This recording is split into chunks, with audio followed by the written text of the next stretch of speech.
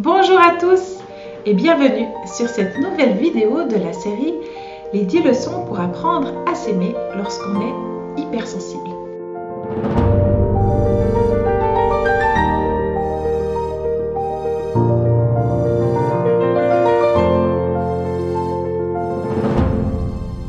Alors, le thème de cette troisième vidéo sur le sujet, c'est comment bien prendre soin de son énergie.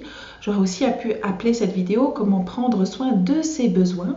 Mais évidemment, comme il y a différents besoins qui sont importants pour la personne hypersensible, aujourd'hui, j'avais envie de me concentrer vraiment sur cette question de l'énergie, autrement dit, l'énergie vitale.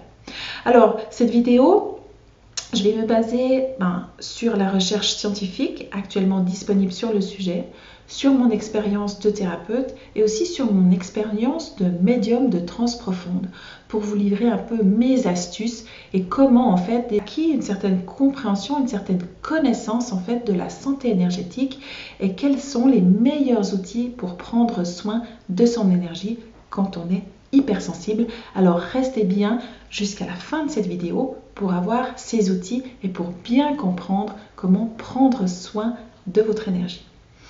Alors évidemment, pour débuter déjà, c'est important de mettre à jour un peu qu'est-ce qu'on considère comme étant la santé énergétique. Il faut savoir qu'on est bien plus que notre corps physique. Einstein le disait lui-même, le corps physique finalement c'est un corps énergétique de basse fréquence, de basse vibration. Et puis nous sommes finalement la conjonction de plusieurs corps énergétiques. On parle souvent de 7 grands corps énergétiques et potentiellement il y en aurait évidemment bien plus que cela. À savoir que la santé de chacun de ces corps énergétiques va avoir une influence sur les autres et in fine aussi sur le corps physique. Et finalement, être en bonne santé, un esprit sain dans un corps sain, eh bien c'est ça, ça veut dire prendre soin des divers aspects de mon être pour être aussi dans la meilleure santé physique possible. Vous voyez, c'est comme si les corps énergétiques impactaient le corps physique, comme si le corps physique impacte les corps énergétiques et comme si tous ces corps énergétiques avaient un impact les uns sur les autres.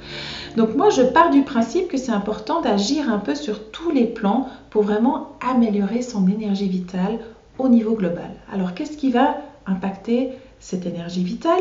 Bien évidemment, il y a le corps physique et ses besoins. Donc voilà, c'est important d'avoir une alimentation saine, évidemment, de ne pas se surcharger de drogue, d'alcool ou de substances chimiques qui vont faire baisser la vibration du corps physique. Le plus important, c'est de garder un bon équilibre. Voilà.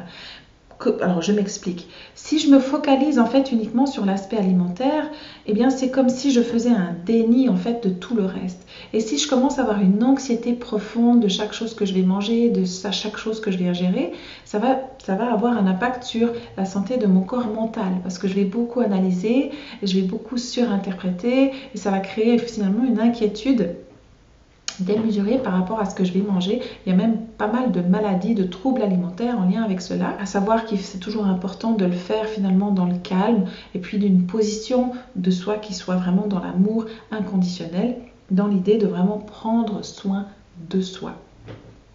Voilà, donc ça c'est pour le corps physique.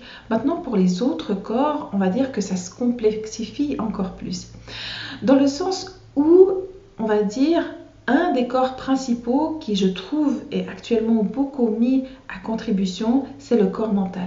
Je trouve que, particulièrement dans cette période d'instabilité, suite en fait à cette période de Covid, juste après cette période de Covid, il y a eu une guerre en Ukraine. Alors, c'est pas comme si cette guerre était plus importante que les autres, parce que toutes les guerres sont graves et toutes les guerres nous impactent. Mais je pense que la proximité et puis aussi finalement la surmédiatisation autour de ce conflit et puis toutes les inquiétudes que ça génère au niveau de la sécurité mondiale en fait, et bien forcément ça génère beaucoup de peur. Les gens sont un peu à l'affût comme ça des informations sur le sujet. Il y a commencé à avoir une inflation aussi, donc je pense qu'il y a une insécurité ambiante qui est beaucoup perçue notamment par les hypersensibles et je trouve qu'actuellement c'est d'autant plus important de prendre particulièrement soin de ce corps mental pour pouvoir rester en bonne santé et pour pouvoir faire baisser le taux d'anxiété. C'est une problématique de contrôle qui est à la base en fait des problèmes de santé physique et mentale très souvent. Vraiment, prendre bien soin de son mental, de ce corps énergétique du mental, c'est extrêmement important. Et je trouve que cette période nous pousse en fait à aller au-delà de la connaissance à ce sujet-là et de chercher des ressources qui sont au-delà de nos ressources habituelles, de chercher vraiment comment est-ce que je peux trouver une paix qui soit indépendante des circonstances. Et en cela, c'est une période de grande opportunité, même si c'est très bouleversant et ça nous pousse, j'ai envie de dire, dans nos retranchements en tant qu'hypersensibles. Alors si je veux comprendre un petit peu comment prendre soin de ce corps mental, de mon énergie vitale, c'est important de comprendre quelles sont déjà les caractéristiques de la personne hypersensible. Et pour cela, je vais reprendre un petit peu les travaux d'Hénaron qui présentent 4 traits principaux réunis dans l'acronyme DOSE.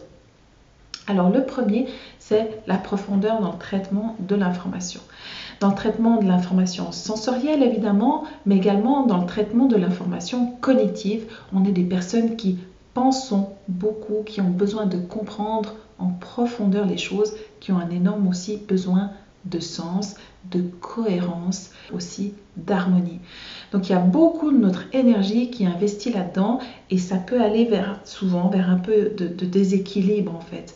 Parce que ça nous pousse à penser que dans notre réflexion, on va trouver vraiment des clés. Et moi, je crois que souvent, ça c'est une mauvaise compréhension et de laisser justement parfois notre intuition travailler à la place de notre mental, ça c'est une clé immense pour bien prendre soin de notre énergie. Bien mieux fonctionner sur la base de mon intuition parce que mon mental est souvent submergé, devient envahissant et devient presque toxique par moments, j'ai envie de dire. Il faut savoir que, on a 2 mentales en fait. Il y a le mental inférieur qui est justement, disons, on va dire, motivé surtout par la peur, recycler un petit peu les expériences du passé.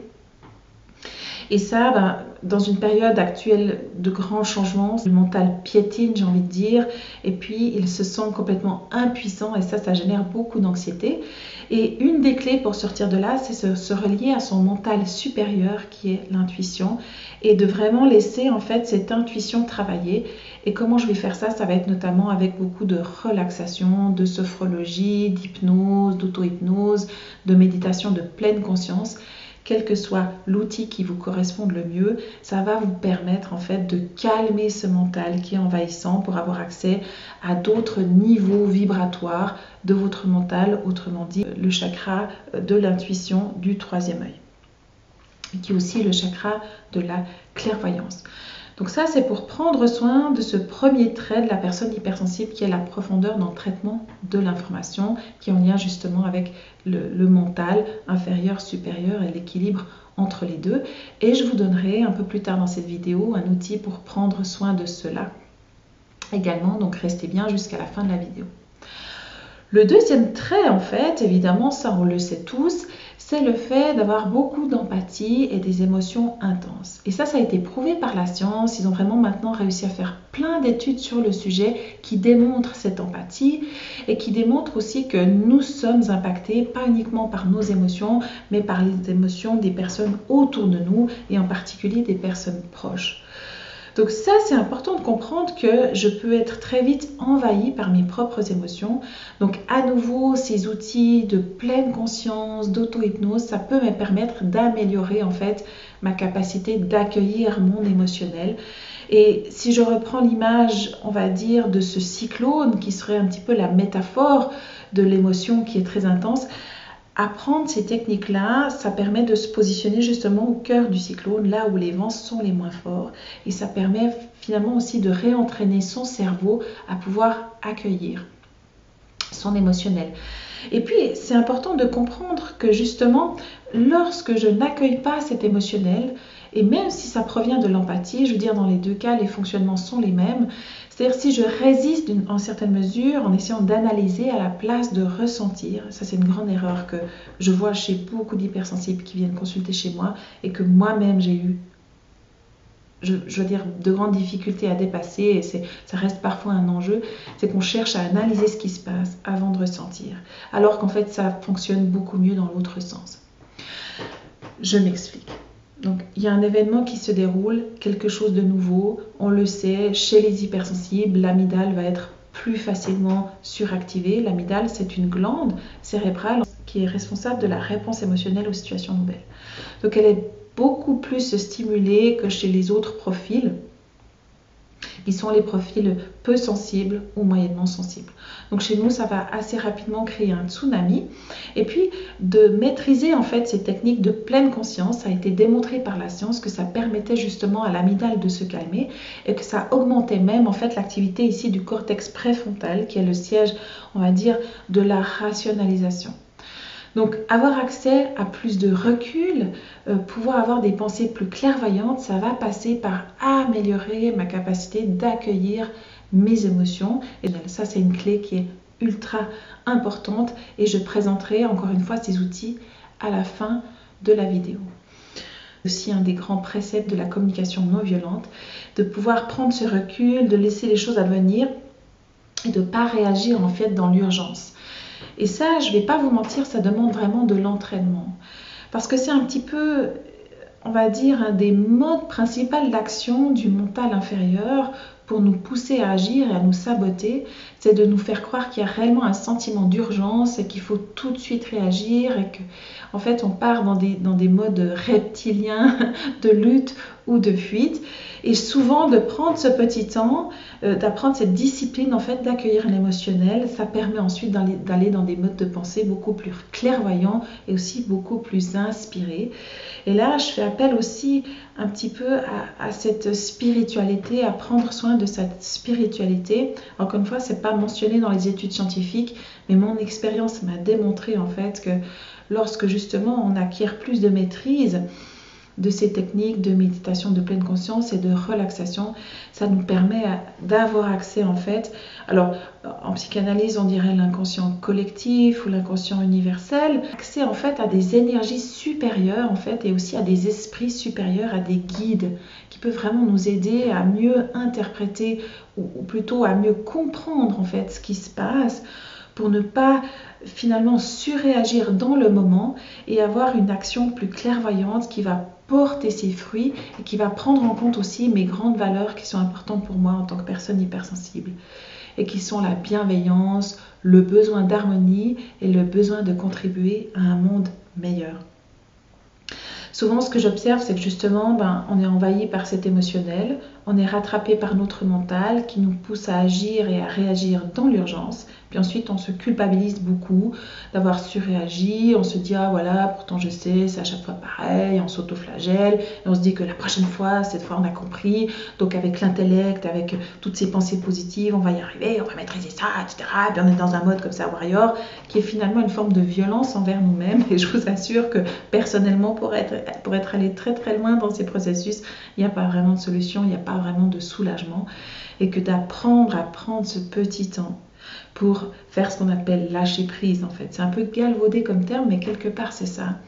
Revenir dans le ressenti et laisser toutes ces vagues s'apaiser, de laisser le corps en fait faire son travail d'accueil émotionnel et aussi de gestion de toute cette biochimie, cet orage dans mon cerveau. Après coup, c'est beaucoup plus simple en fait. Voilà, de savoir ce qu'il est juste et approprié de faire. Le troisième trait caractéristique de la personne hypersensible, c'est finalement la tendance à être surstimulée. Et ça, c'est ultra important de comprendre que lorsque je suis surstimulée, ça va attaquer mon énergie vitale.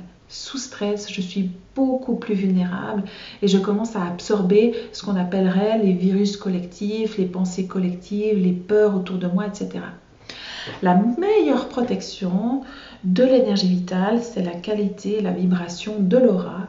Et pour ça, c'est nécessaire de réguler ce niveau de stimulation. Quand on est hypersensible, c'est tendance à être surstimulé, mais en dessous d'un certain niveau de stimulation, la vie ne fait plus de sens non plus.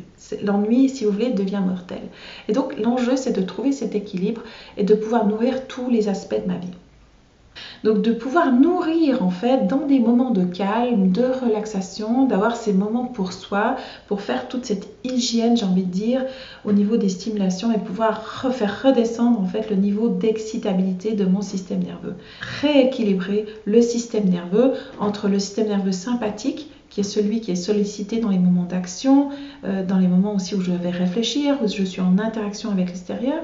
Et puis le système nerveux parasympathique, qui est le système nerveux qui va réguler tout ce qui se passe dans la détente. Donc, le corps en fait a besoin de se détendre pour faire fonctionner la digestion, pour faire fonctionner le système immunitaire et puis aussi pour faire un peu le nettoyage au niveau des pensées, au niveau du cerveau en fait, pour pouvoir archiver ce qui a besoin d'être archivé et purifier ce qui a besoin d'être purifié. Donc quand je suis trop stimulée, en fait, c'est vite vu, je ne peux plus digérer. Et en médecine ayurvédique, on part du principe que la digestion des aliments, c'est comme la digestion émotionnelle. Si vous voulez, c'est les deux faces de la même pièce, en fait. Donc pouvoir avoir ces moments de calme, c'est très important. Et puis pouvoir être suffisamment stimulé, c'est aussi très important pour pouvoir se sentir vivant, pour pouvoir avoir l'impression que ma vie a un sens et surtout avoir cette impression que je contribue en fait d'une manière positive au monde. Vraiment, c'est tout un enjeu d'apprendre à bien se connaître pour rester justement dans ce bon équilibre. Et là encore, se connecter à son intuition, se connecter à sa spiritualité, savoir avoir autour de soi des personnes qui sont saines et qui vont m'aider aussi à rester dans ce mode positif en fait et constructif, ça va être extrêmement important. Et c'est pour ça que ce sera aussi le sujet d'une prochaine vidéo, comment entretenir des relations saines avec moi et avec les autres pour pouvoir me sentir suffisamment nourrie. Et il y aura aussi une autre vidéo qui sera vraiment dédiée à cet aspect de la nourriture spirituelle. Les personnes se retrouvent surstimulées, envahies d'émotions parce qu'en fait elles ne savent pas dire non, elles ne savent pas en fait prendre soin d'elles-mêmes, elles n'osent pas décevoir et parfois même elles n'ont même pas conscience en fait que leurs limites sont dépassées. Il faut savoir que quand je suis envahie par mon mental, en fait, je ne ressens plus vraiment mon corps. Et c'est comme ça en fait que je ne perçois pas les signes de fatigue en fait.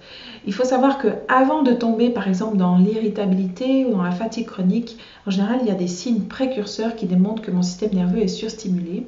Mais dans ces moments-là, soit en fait je suis partie en mode automatique parce que j'étais dans mon intellect et pas dans mon corps, donc je n'ai pas senti ces signes-là, ou alors je les ai sentis mais je les ai négligés parce que j'ai mis les besoins des autres avant les miens. Et ça, c'est souvent des stratégies automatiques qui sont apprises dans l'enfance et dont il est important de pouvoir se libérer. Voilà, si je veux pouvoir apprendre à prendre soin de ce trait qui est la tendance à être facilement surstimulé. Le dernier trait qui caractérise la personne hypersensible, c'est l'attention en fait aux détails. Voilà.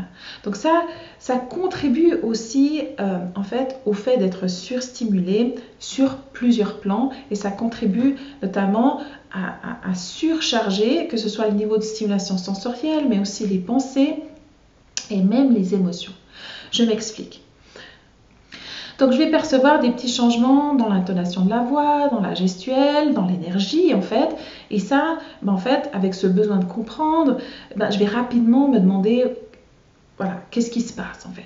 Et puis si, pour peu que j'ai une faible estime de moi-même, je vais commencer à me dire forcément que c'est de ma faute.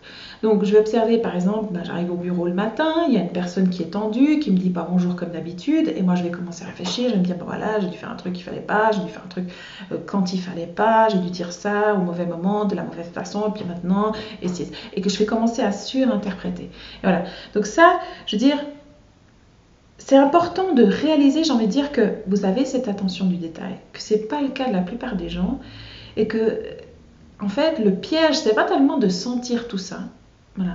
C'est le fait de ne pas savoir se préserver de ça, c'est le fait de ne pas sentir quand est-ce que c'est trop, de ne pas s'autoriser à prendre ces moments de relaxation, et puis de chercher à surinterpréter et de m'imaginer que tout est en mon pouvoir et tout est sous mon contrôle.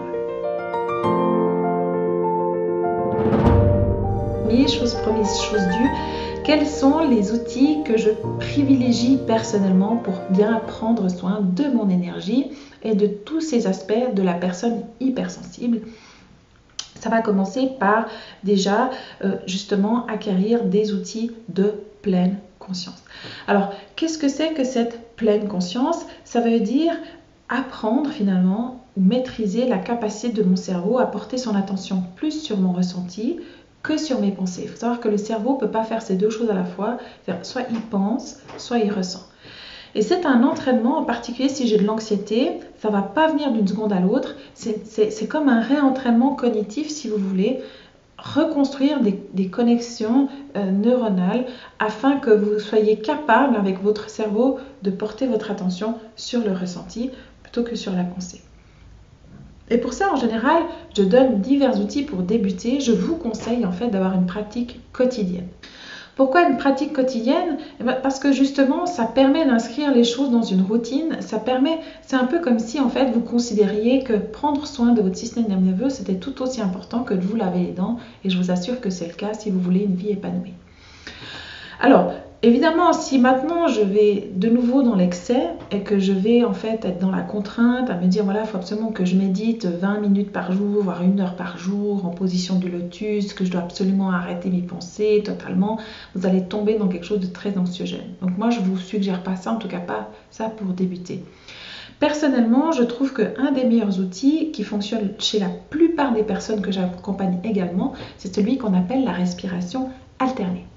Alors, vous trouverez plein de tutoriels sur YouTube. C'est à la base un exercice de yoga ou de pranayama. Et justement, ces exercices de pranayama sont ceux qui prennent en compte l'énergie vitale et comment en fait réguler cette énergie vitale.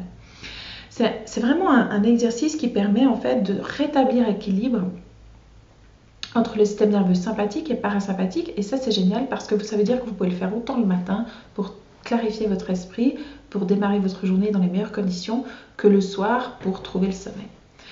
Et si ça peut vous arriver de vous réveiller la nuit, parce que par exemple vous avez de l'anxiété dans les périodes de stress, c'est aussi un exercice qui permet de rapidement retrouver le sommeil. Alors ça se passe comme ça, on fait des respirations abdominales. Donc c'est quoi les respirations abdominales? Ça veut dire qu'à l'inspiration, et c'est vraiment l'inspiration qui est active, vous allez éloigner le nombril de la colonne vertébrale et on va respirer par le nez. On va boucher la narine droite avec le pouce droit. On va poser l'index et le majeur au niveau du troisième œil. Et on va commencer par faire une respiration donc en gonflant le ventre et en respirant par la narine gauche. Ensuite, je vais faire une expiration la plus longue possible par la narine gauche toujours jusqu'à ce que j'ai les poumons entièrement vides. Je fais une pause de 3 secondes, poumons vides. Et c'est à ce moment-là que mon mental va vraiment pouvoir se décharger. Et pendant cette pause, j'en profite en fait pour intervertir, c'est-à-dire pour boucher la narine gauche avec mon annulaire et ouvrir la narine droite. Et je recommence à faire une inspire et une expire, toujours en gonflant le ventre. Et ainsi de suite. À chaque fois, pendant la pause des 3 secondes, vous intervertissez et vous faites à nouveau une inspire et une expire avec la narine gauche, une inspire et une expire avec la narine droite. Je propose de commencer tranquille en fait par un exercice de 2-3 minutes par jour, par exemple après le brossage des dents, après la douche, c'est là où on est dans les meilleures dispositions pour pouvoir faire cet exercice. Si vous avez des troubles du sommeil, je vous suggère de déplacer l'exercice le soir parce que c'est là que vous en avez le plus besoin.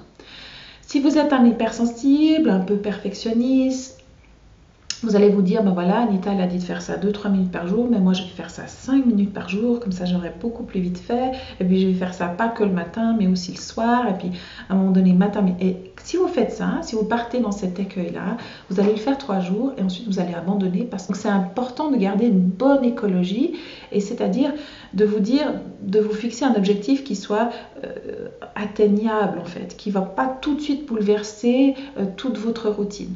Donc c'est mieux, encore une fois, de vous fixer un engagement. C'est ça qui est le plus difficile, ça va être de tenir sur du long terme.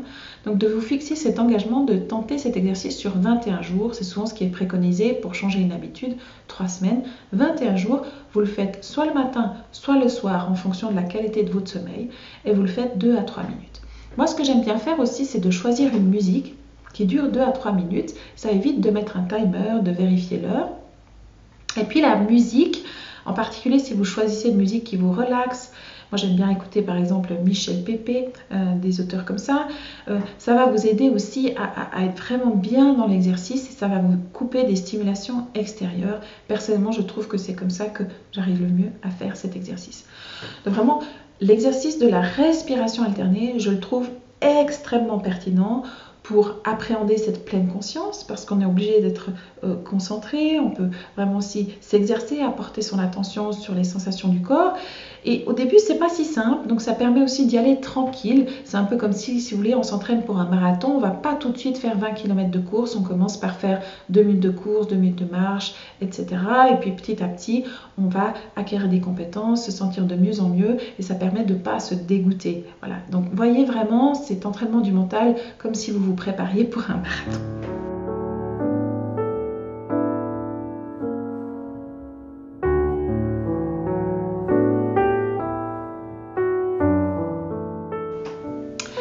Un deuxième exercice qui est extrêmement pertinent, je trouve, et qui peut fonctionner quand je suis envahie, par exemple, c'est un exercice qui va permettre de tout de suite se reconnecter aux 5 sens, que j'appelle le 5, 4, 3, 2, 1.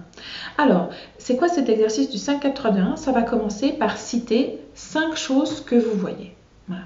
Donc par exemple, si je vais faire moi l'exercice, je vais regarder autour de moi, je vais voir en premier, ce qui me fait beaucoup de bien, mon chien en train de dormir, que j'ai invité à venir avec moi ce matin pour travailler. Je vais voir l'orchidée que j'ai placée là, que j'ai achetée en symbole de l'hypersensibilité, parce que justement les orchidées sont sensibles à leur environnement. Je vais voir une autre plante où je vois que voilà, elle aura probablement besoin d'un petit peu d'eau. Je vais voir le tableau de l'arbre de vie que j'ai mis dans mon cabinet, qui me fait aussi beaucoup de bien quand je regarde. Et je vais voir l'image en fait du Bouddha que j'ai mise là également et qui me fait toujours aussi du bien quand je la regarde. C'est des symboles comme ça qui m'aident à me connecter à des énergies de paix. Donc 5 choses que je vais voir. Ensuite, 5 choses que je vais entendre. Par exemple, voilà, j'entends maintenant le son de ma voix. J'entends, si je prête vraiment l'attention, la respiration de mon chien qui ronfle un tout petit peu. Je vais entendre certains bruits environnement, j'entends quelques oiseaux qui chantent. J'entends maintenant ma respiration. Et puis j'entends très légèrement à l'extérieur le petit bruit probablement d'un tracteur. Il faut savoir que j'habite une zone rurale où il y a souvent des véhicules agricoles qui circulent. Donc 5 choses que je vois, 5 choses que j'entends et puis 5 choses que je ressens ou que je sens. Donc si je prête l'attention, je ressens l'huile essentielle que j'ai mise ce matin en fait pour embaumer l'air et pour purifier en fait l'atmosphère du cabinet. Je ressens mes pieds sur le sol, je ressens mes mains en fait que j'ai posées comme ceci, assez spontanément. Ça c'est aussi intéressant d'observer un peu les gestes que vous faites spontanément pour trouver la sécurité intérieure.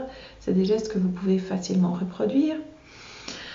Je ressens l'air dans mes poumons et je ressens l'élastique de mes cheveux que j'ai remis récemment parce que mes cheveux à nouveau un petit peu poussés, donc j'ai pas encore bien l'habitude. Et puis je continue avec cet exercice, mais cette fois-ci, au lieu de citer 5 choses, je recommence en citant 4 choses. Donc 4 choses que je vois, 4 choses que j'entends, et 4 choses que je sens ou que je ressens, et ensuite 3 choses, et ensuite 2 choses, et ensuite 1 chose. Un dernier exercice que j'aime bien aussi proposer, et ça c'est un peu étrange, mais vous allez voir que ça fonctionne très bien pour la plupart des gens, c'est l'exercice qui consiste à compter ses pensées. Donc ce que je vous suggère de faire, c'est de fermer les yeux, de prendre déjà pour commencer toujours 3 grandes et profondes respirations, et pendant 60 secondes, je vais compter mes pensées. Alors, les pensées, ça va être, il est bizarre cet exercice qu'Anita propose, je me demande bien à quoi ça peut servir. Oh là là, est-ce que ça c'était une pensée ou c'est pas une pensée? Ou j'ai peur de ne pas arriver à faire l'exercice. Et à chaque fois, vous les comptez, vous allez voir que petit à petit, tout à coup, il y a un petit moment de vide. C'est un peu comme un silence entre les bruits. Et ça, c'est magique. Tous ces petits moments où il y a eu moins de pensées, votre cerveau, en fait, est entré dans un état de conscience modifié. C'est-à-dire qu'il a réussi à baisser ses fréquences cérébrales. Et dans ces moments-là, il y a des guérisons, il y a des choses magiques qui se passent. Et je peux entrer en connexion avec en fait d'autres sphères de mon être. Et puis ça rééquilibre aussi les corps énergétiques. Donc ça, c'est extrêmement puissant comme exercice.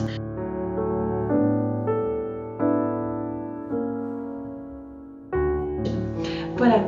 Alors, Un grand merci pour votre attention. N'hésitez pas à me donner vos commentaires, à me dire si ça a été utile pour vous et qu'est-ce que vous auriez envie de voir dans mes prochaines vidéos. Et puis ça permet aussi, si vous mettez un like, si vous vous abonnez à ma chaîne, de faire savoir en fait à d'autres personnes hypersensibles que mes vidéos ont été utiles. Un grand merci à vous et je vous souhaite encore une très très belle fin de journée et je vous envoie tout mon amour. Au revoir.